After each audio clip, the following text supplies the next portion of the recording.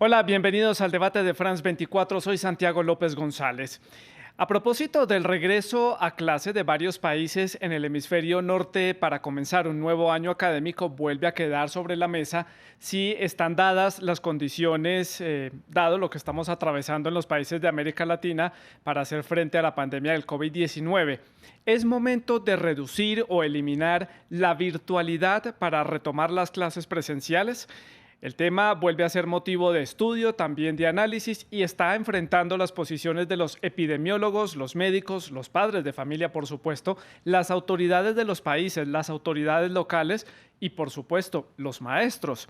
Retomar las clases presenciales es nuestro tema de debate hoy aquí en France 24. Les voy a dar algunos de los casos que hemos empezado a presenciar en la región de América Latina. Por ejemplo, Uruguay fue el primer país de la región que retomó la presencialidad de las clases a partir del 29 de junio con alguna alternancia con virtualidad. Después de un mes y medio, no han registrado en las escuelas uruguayas que haya contagios dentro de los planteles y no hay contagios por parte de los alumnos. Esta es una buena noticia para la región y es el caso a seguir, dadas las condiciones que ha tenido Uruguay a lo largo del manejo de la pandemia en estos 5 meses. Colombia todavía está en el debate. El área de Bogotá, la capital, que tiene unos cerca de 8,5 millones de habitantes o más, indicó que regresará de forma escalonada a mediados del mes de octubre. Costa Rica, ya el ministerio que maneja el área educativa en ese país indicó que Costa Rica no regresará a las clases presenciales en el año 2020, retomarán el tema y el debate a partir del año entrante. Y Cuba ha retomado en algunas regiones, algunas provincias van a retomar las clases a partir de septiembre con muy estrictas medidas de seguridad, excepto La Habana, en donde han tenido que imponer nuevamente medidas de bioseguridad y confinamiento por el aumento de los casos que se han presentado en los últimos días. José Goitía, que es el corresponsal de France 24 en la ciudad de La Habana, nos envió el siguiente reporte contándonos cómo está la situación allí de cara al inicio del nuevo año académico en la isla de Cuba. Hace un mes las autoridades anunciaron la reapertura del curso escolar el 1 de septiembre en toda la isla. Mascarilla, distanciamiento obligatorio para el personal y los alumnos. Se editó un manual a cargo del Ministerio de la Salud con estrictas consignas de seguridad y se decretó un visto bueno obligatorio para cada establecimiento. La ministra de Educación, Erna Elsa Velázquez, recorrió todo el país para asegurarse de la presencia de todos los recursos necesarios. En eso apareció un rebrote en La Habana, Mayabeque y Artemisa. Si la cifra de fallecidos no subió tanto, 92 hasta hoy, los casos positivos sí se multiplicaron y se decidió posponer el retorno a clases para las provincias citadas.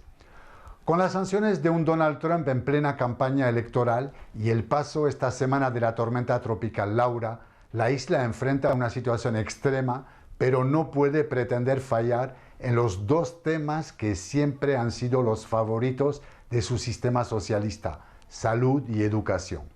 De hecho, se quiere en todo el país terminar el curso anterior y seguir corrido el curso 2020-2021.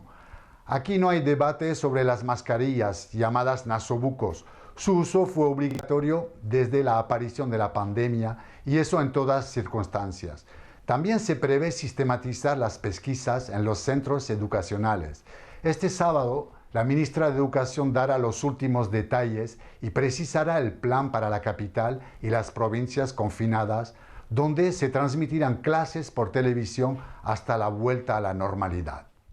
José Goitía reportándonos desde la ciudad de La Habana, en Cuba. Para analizar este tema también hemos invitado a la doctora Ángela Gentil. Ella es epidemióloga e infectóloga pediátrica. Ella es jefa del Departamento de Epidemiología del Hospital de Niños Ricardo Gutiérrez. Asesoró al gobierno de la República Argentina en la creación de los protocolos para las escuelas de ese país. También está con nosotros el señor David Pérez. Él es dirigente estudiantil, representante ante el Consejo Permanente Multisectorial para la implementación del Compromiso Nacional por la Educación en la República de Panamá. También se une a esta conversación el doctor Ricardo Mercado, él es profesor, investigador del Centro de Investigación e Innovación en Educación Superior de la Universidad Veracruzana. Nos atiende desde la ciudad de Jalapa, en el estado de Veracruz, en México. Les recuerdo que sus opiniones son muy importantes también para nosotros. Deje sus comentarios, todas sus preguntas en @frans24-ES y @santilogo. Deje los comentarios con el numeral, el debate, F24. Tenemos los invitados, tenemos el tema. Podemos empezar entonces con las preguntas y comienzo con la doctora Ángela Gentil. Doctora, ¿es momento de regresar a las clases presenciales dado el escenario que se está presentando, sobre todo allí en Buenos Aires, en Argentina? Bueno, el país tiene escenarios totalmente diferentes. No es lo mismo lo que pasa en el área metropolitana que en muchas de las provincias del país. En este momento siempre fue el epicentro, la zona de tanto Buenos Aires como el conurbano, pero en este momento hay un 25% de los casos totales que se generan en algunas localidades del interior del país. Igualmente hay provincias que se encuentran en fase 4 y 5 con buenas condiciones epidemiológicas para el comienzo de clases. Y de hecho hay algunas que ya han comenzado a activar protocolos, sobre todo en escuelas rurales, que sería como el primer desafío. Los protocolos están armados tanto para la ciudad como para la provincia de Buenos Aires y para todo el país. Fueron protocolos que se consensuaron entre los ministros de Salud y Educación de cada una de las provincias, porque este es un país federal, y por otra parte también se consensuó con los gremios docentes, es decir, todo el equipo educativo que se puso de acuerdo para armar estos protocolos. El protocolo es muy minucioso, contempla escalonamiento, contempla primero una mezcla de virtual y presencial, con reingreso de los chicos, sobre todo de primer grado, último grado de la primaria, primero y último grado de la secundaria. En el tema de los jardines o la educación inicial es más desafiante, y eso aún no están terminados los protocolos, pero sí para todo lo que es la escuela primaria y secundaria. Quizás luego podemos ver minuciosamente algunos detalles, pero este protocolo realmente contempla todo lo que implica desde la entrada al colegio. Primero, la preparación, porque no se puede hacer on-off, hay que prepararse. Y prepararse implica desde todo punto de vista la infraestructura, los protocolos, el conocimiento de los chicos y de las familias, porque los chicos tienen que entender la importancia de esta situación y cómo manejarla. Es decir, toda la preparación antes de es tan importante y lleva tanto tiempo y tanto trabajo de todo el equipo como el hecho en sí, ¿no es cierto? Y vale la pena también eso, reflexionar cómo integrar todo este tipo de acciones. Vamos a profundizar en el caso argentino en unos minutos. Quiero darle la palabra al doctor Ricardo Mercado en la ciudad de Jalapa, en México. Me interesa este caso porque también es un país federal, así como Argentina, es decir, que cada estado puede adoptar algunas políticas independiente de la política que dicte el gobierno central desde Ciudad de México, y también porque este país regresó a clases desde la virtualidad a través de televisión hace pocos días, y es un caso particular e interesante para analizar. Adelante, doctor. ¿Cree usted entonces que es el momento para haber empezado a desmontar la virtualidad y retomar las clases presenciales? No, de ninguna manera. México aún no puede regresar a las clases presenciales. El semáforo en general en el país está en rojo, naranja. Se ha establecido que solo se regresará a las aulas presenciales cuando el semáforo esté en color verde. Esto es cuando ya los contagios hayan sido controlados. Es una tarea titánica la que ha emprendido México para poder atender a más de 30 millones de estudiantes de educación básica y educación media superior. También de educación superior, pero en el caso de educación básica y educación media superior, esto ha sido, como lo comenta usted, a través de la televisión. Esta es una experiencia única, inédita. Nadie pudo haber previsto una pandemia con estas consecuencias. Se está haciendo lo que se puede hacer. Lo otro era dejar a los chicos y a las niñas desatendidas. México es un país muy heterogéneo, como ustedes saben. O sea, el acceso a los medios masivos de comunicación pues no alcanzan a cubrir todo el país. Si bien la televisión llega a más del 90% de los hogares, no así Internet. O sea, no es posible pensar en que Internet va a ser la solución. En México el 62% de la población tiene acceso a Internet. Entonces se ha hecho uso de los recursos disponibles, televisión, radio, cuadernillos y sobre todo los libros, en el caso, estoy hablando de la educación básica y media superior, los libros de texto gratuitos que han sido distribuidos en todo el país. Es evidente que va a haber dificultades, o sea, no es una cuestión sencilla, pero creo que se está haciendo lo que, insisto, se puede hacer. Mi área es la educación superior, no tanto la educación básica, y yo puedo decirle que todas las universidades en México iniciarán el 14 de septiembre, en esas fechas, en el ciclo 2020-2021 a distancia. No va a haber instituciones que empiecen este nuevo ciclo escolar en forma presencial. Es también un enorme reto. Si bien se va a hacer un esfuerzo, y se está haciendo, las instituciones han hecho un magnífico esfuerzo para poder aprovecharse de las tecnologías disponibles. Doctora Gentile, en el caso de Argentina, después de estos casi 5 meses de pandemia, de confinamiento en buena parte de estos meses, Argentina comenzó el proceso de la pandemia y también estaba prácticamente comenzando el año escolar después del receso de verano, es decir, más o menos en marzo, abril estaban retomando las clases en la República Argentina después de las vacaciones de verano. ¿Qué lecciones deja la virtualidad después de estos 5 meses que pueden ser tenidos en cuenta para esa retoma definitiva de las clases presenciales y de pronto pensando a futuro para que quede institucionalizado dentro de los modelos educativos? Yo creo que lo virtual es un excelente modelo educativo, pero tenemos que también pensar la accesibilidad al recurso. Hay muchísimas poblaciones vulnerables en Argentina y creo que en Latinoamérica también, con una accesibilidad disminuida. Se intentó hacer a través no solo de Internet, sino también usando televisión u otro tipo de recursos, pero evidentemente las poblaciones más vulnerables son las que han sufrido más estas dificultades de conectividad.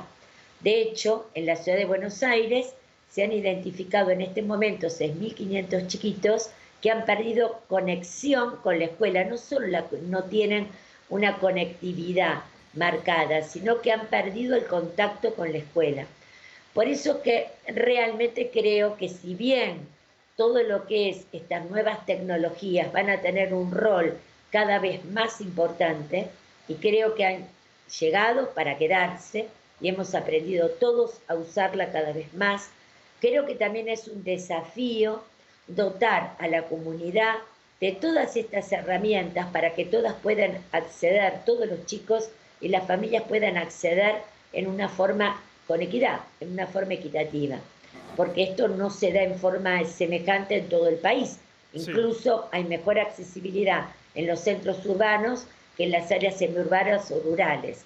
La experiencia fue buena, mucho esfuerzo docente, muchas ganas de colaborar, pero creo que también deja aprendizajes de que hay muchas otras cosas que no es solo conectividad, que tenemos que trabajar fuertemente, y creo que estas son también las enseñanzas que ha dejado la pandemia. También igualmente creo que dada la situación epidemiológica probablemente el regreso sea una combinación de virtual y presencial, y creo que nos debemos un debate cuando esto termine, precisamente para evaluar todo el uso de estas nuevas tecnologías y ver cómo las podemos aplicar y cómo podemos hacer que cada vez más la comunidad pueda acceder a todo este tipo de beneficios. Sí, sin duda alguna, doctora, uno de los grandes desafíos y de las problemáticas que quedó sobre la mesa a raíz de la pandemia es la división tecnológica que hay todavía en América Latina, el acceso a los equipos para poderse conectar y, como usted dice, acceder a las conexiones. No todas las zonas remotas tienen buenas conexiones a Internet, principalmente, que les puede les puede permitir a los estudiantes acceder a los contenidos académicos para continuar con su aprendizaje. Uno a esta conversación a Carlos Ballesteros, él es presidente de la Confederación Nacional de Padres de Colombia, nos atiende desde la ciudad de Bogotá. Señor Ballesteros, gracias por estar con nosotros en France 24 y quiero que comencemos preguntando rápidamente, ¿cuál es su balance que hace usted estos 5 meses de educación virtual en Colombia, que es un país que está dentro de los 5 destacados de la región junto con Chile, Uruguay y México en el manejo de la educación a través de la virtualidad, pese a todos los problemas que presentó allí la conexión para algunas zonas remotas, el acceso a los equipos para los estudiantes y que el gobierno presionó para que se desarrollaran rápidamente los contenidos para la virtualidad en solamente un espacio de 2 semanas? Muy bien, buena tarde para todos, un cordial saludo desde Colombia, Bogotá, desde la Confederación de Padres. Bueno, aquí hay una gran experiencia que nos ha dejado la pandemia y es el acceder a nuevas fuentes de aprendizaje y de información.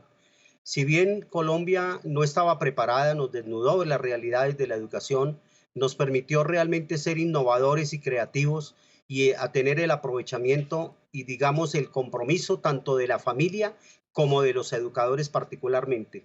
Muchas escuelas y colegios se reinventaron la escuela a través de la educación virtual, crearon nuevas herramientas de trabajo, nuevas metodologías, nuevas estrategias que han permitido, a su vez, a pesar de que la familia no se involucraba tanto en el proceso de enseñanza-aprendizaje proactivamente, pues logró hacer que los padres asumiéramos un compromiso y resolviéramos las situaciones al interior del hogar. Estos retos, tanto para la familia como para los colegios, ha sido fundamental en el desarrollo del aprendizaje de los niños.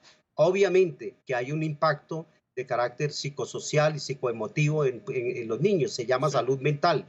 Muchos niños están afectados hoy en día porque se presume que como la costumbre del niño es la interacción personal, el tocarse, el reír, el saltar, el abrazarse con sus compañeros y compartir espacios y escenarios, pues los ha afectado, digamos, el aislamiento en el hogar.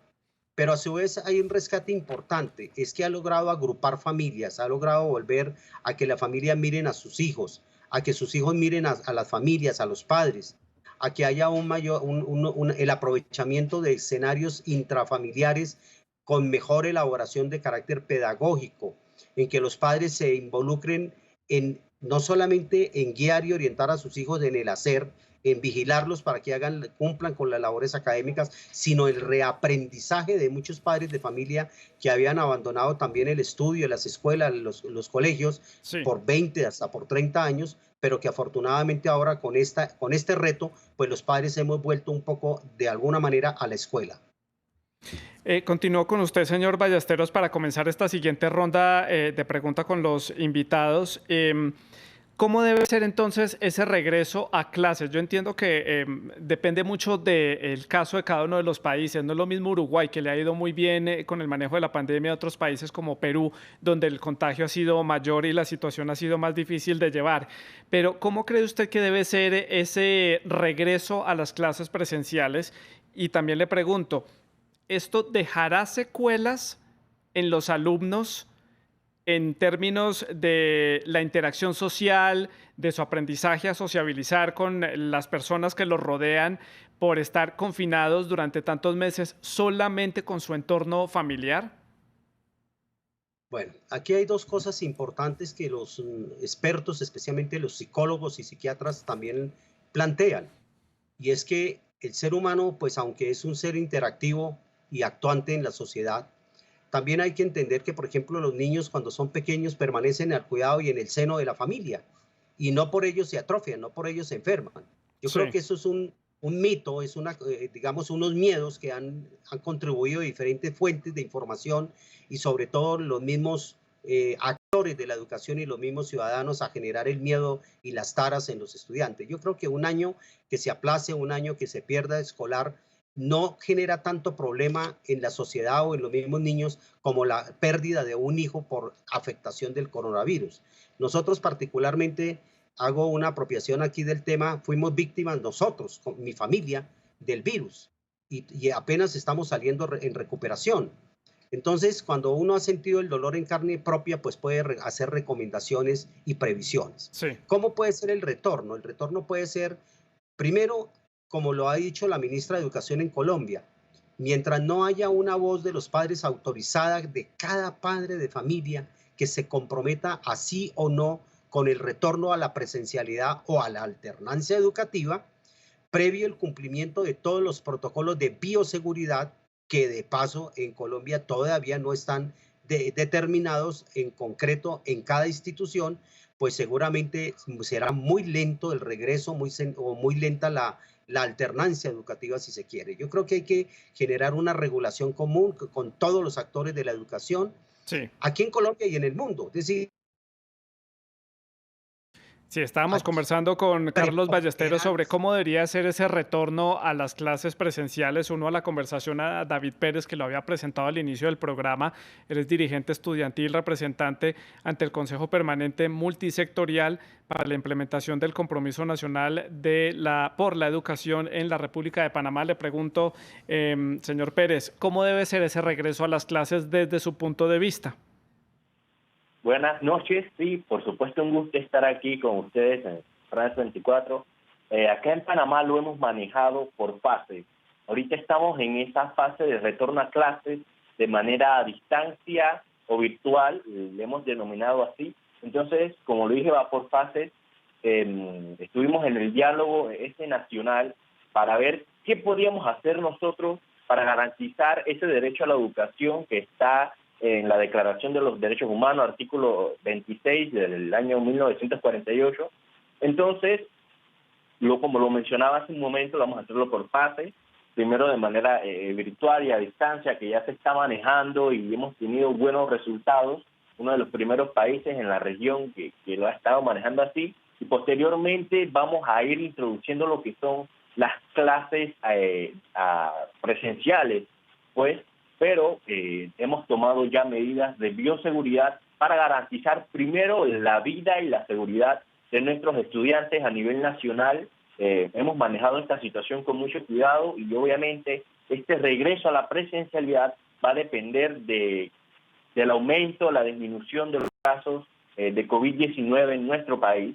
Y eso también, hay algo muy importante que lo escuché que lo estaban mencionando, es que se va a manejar por el tema de las regiones. No todas las regiones en Panamá tienen la misma tasa de contagios por día, entonces se va también a adecuar por regiones, y así lo hemos manejado en nuestro país, obviamente, como lo mencionaba hace un rato, manteniendo esa bioseguridad y para que los estudiantes puedan disfrutar de ese derecho a la educación y principalmente con calidad y que puedan seguir avanzando con sus proyectos de vida. Continúo con esta ronda con el doctor Mercado en Jalapa, en México. Su opinión, ¿cómo debe ser entonces este regreso a clases? Ya nos quedó claro que su opinión en torno al caso mexicano discrepa de las medidas que ha tomado el gobierno.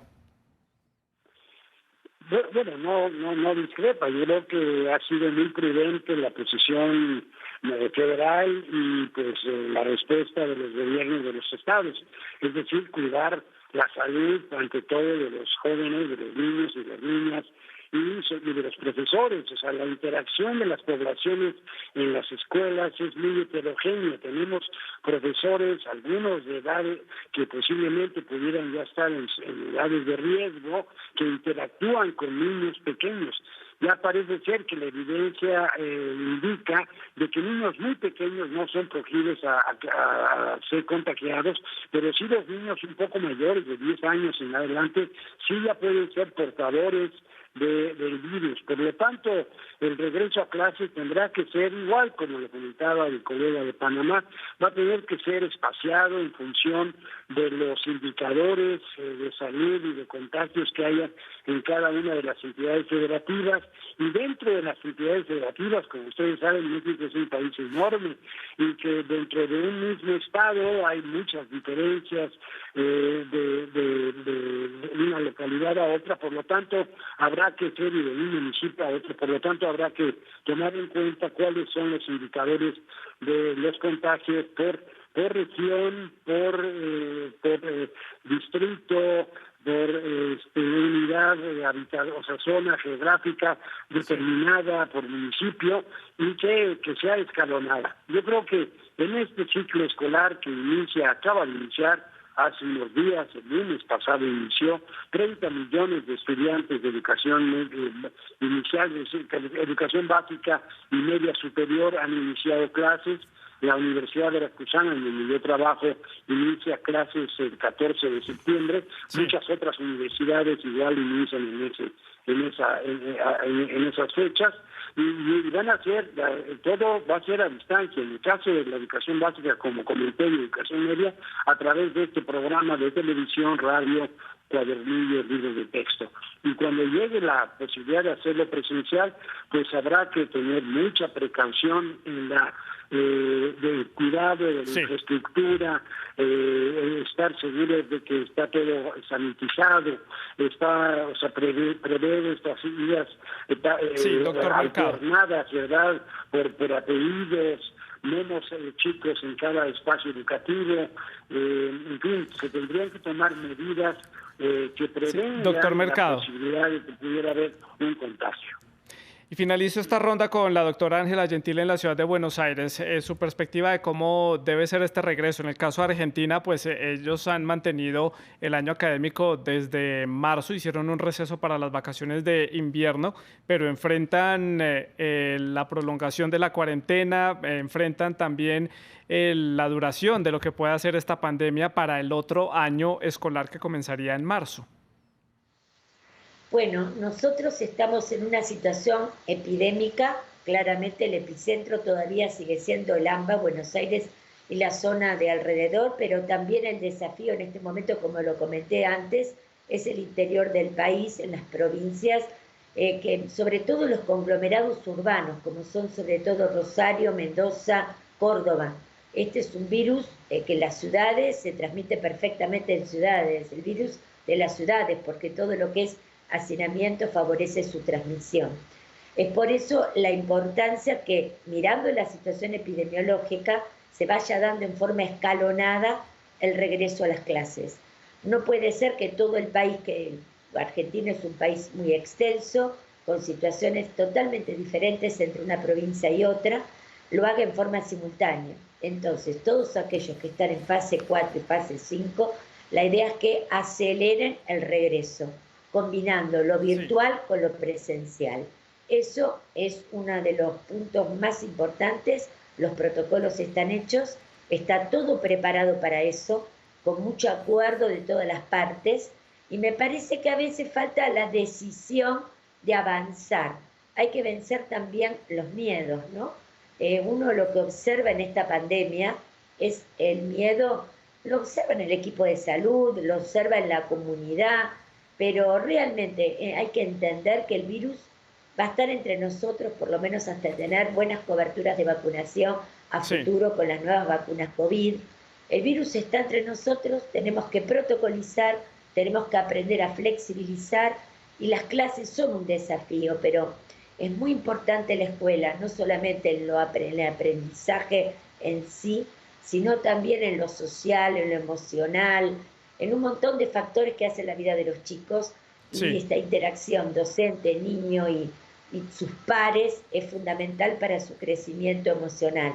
Por eso creo que son desafíos que hay que tener claros, ir tomándolos, preparándolos, y eso es lo que estamos tratando de hacer, muy atentos a que a medida que la situación epidemiológica vaya mejorando, las provincias se vayan animando también a poner en práctica estos protocolos Sí. y a comenzar claramente con este comienzo de la actividad educativa. Me quedan poco menos de 3 minutos para finalizar el programa y para las conclusiones. Comienzo con David Pérez.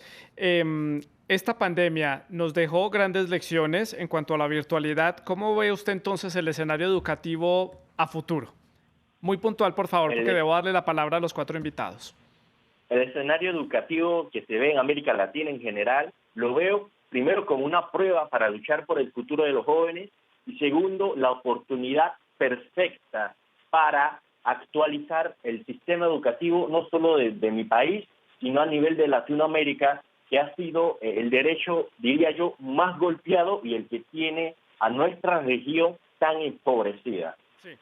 Carlos Ballesteros, su conclusión. Yo coincido también en que es una gran oportunidad y un reto, y sobre todo que involucra por fin a las familias en el hecho educador, en el reaprendizaje, en la reeducación, y obviamente que va a dar oportunidad a los nuevos jóvenes de conectarse y estar activos con el mundo, no solamente de la interacción, de la interconectividad, sino también con el mundo científico, con el mundo del conocimiento. Esto es un gran reto, una gran oportunidad, y es el momento del replanteamiento de muchos paradigmas de la educación y de muchos paradigmas para la familia también. Doctor Ricardo Mercado, en Jalapa, en México, su conclusión.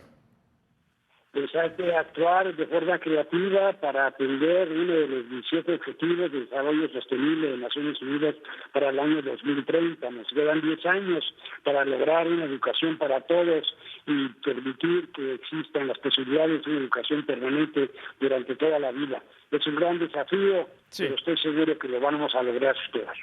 Doctora Gentil, la dejo de última para el cierre, su conclusión. Bueno, mi conclusión es que esta es una situación totalmente desafiante.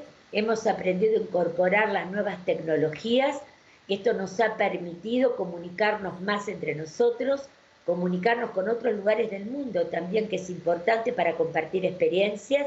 Hay que incorporar estas nuevas tecnologías a la vida de los estudiantes, de los docentes para capacitación y probablemente han llegado para quedarse. Pero el gran desafío es lograr la conectividad para poder trabajar con equidad, porque cada vez más nuestros estudiantes en Argentina y en América Latina tienen que tener la oportunidad de poder conectarse, intercambiar y compartir todas estas experiencias. No tiene que ser solo para pequeños grupos, sino que tiene que ser en una mirada ampliada para todos los grupos sociales. A los 4 invitados, muchas gracias por haber compartido con nosotros sus perspectivas y sus opiniones en torno a este tema. Las conclusiones pues también las pueden sacar ustedes en casa, las pueden compartir con nosotros a través de las redes sociales. Tema complejo, tema difícil, reto interesante, reto complicado para la sociedad de América Latina hacer frente a la educación en tiempos de pandemia. Gracias por estar con nosotros. Feliz noche.